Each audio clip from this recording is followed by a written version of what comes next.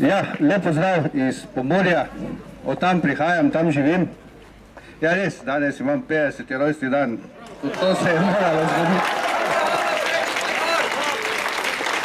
Ja, danes smo poslušali kup statistikov, podatke, ko vidite, da gre vse v prid tem našim sodiščem, ki, kot govorijo, pridno delajo.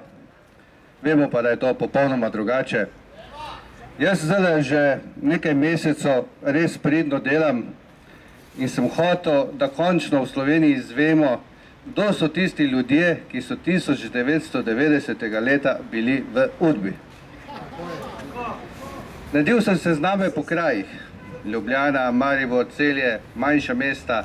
Slovenijo sem podelil na približno 50 večjih mest in sem vsa mesta napisal, kdo so od leta 80 do 90 bili v Udbi kot aktivni delavci, kdo so bili njihovi rezervni pripadniki in kdo so bili sodelavci Udbe. Gre za okoli 10 tisoč ljudi.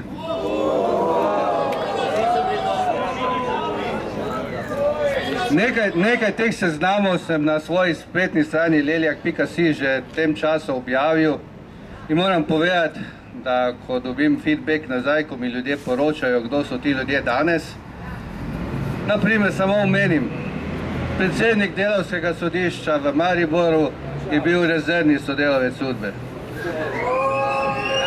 Predsednik kazenskega sodišča na višjem sodišču v Kopru, rezervni sodelavec Udbe. Preko 30 ravnateljev osnovnih šol, da ne govorimo o fakultetih. Prav ti podatki mislim, da bojo to Udbo mafijo, kot se sliši, točno se bo lahko videli, kje so, kako živijo med nami.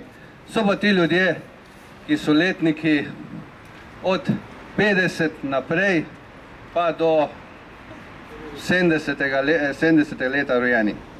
Vsi tisti, ki so še danes aktivni in ki odločajo o tej državi. Tudi o tem sodstvu. Ko bodo ti seznami v popolnosti, jaz verjamem 15.9.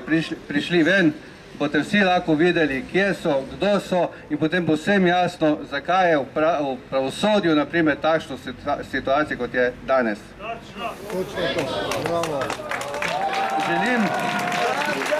Želim, da se še naprej tako pridno sestajate, da dajete podporo vsem tistim, ki se jim grobo kršila pravica. Veste, je bil podatek, da je 416 ljudem kršena človekova pravica. To je hudi podatek. Najhujši podatek ob tem pa je, da večini njim ta pravica ni popravljena, ker so minile procesne pravice, ker so zadeve zastarale in podobno. Tako da sodišča res niso v nikakšno rožico, kakorkoli bi rekel, za to Slovenijo. Gre za najslabši vijak v tej državi in dokler ta vijak ne bomo pravilno zavili tako kot treba, verjemite mi, da ne bo demokracije. Brez pravice ni demokracije.